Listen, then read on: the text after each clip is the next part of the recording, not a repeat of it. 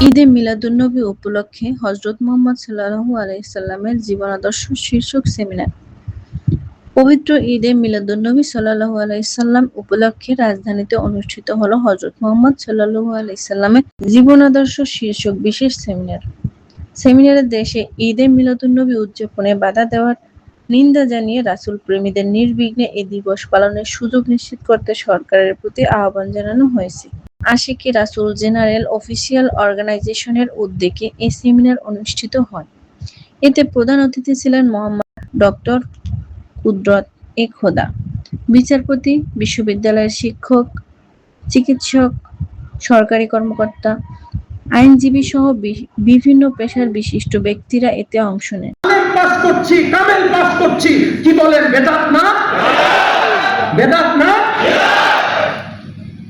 সবই তো বেদাত।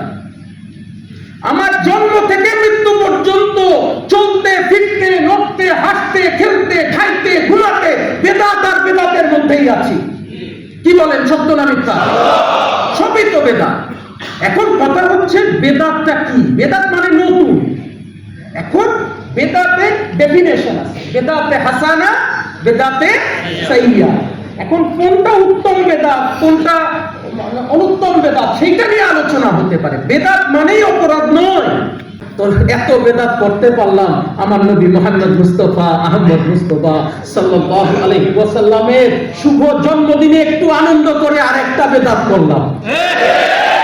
কি বলেন, অসুবিধা?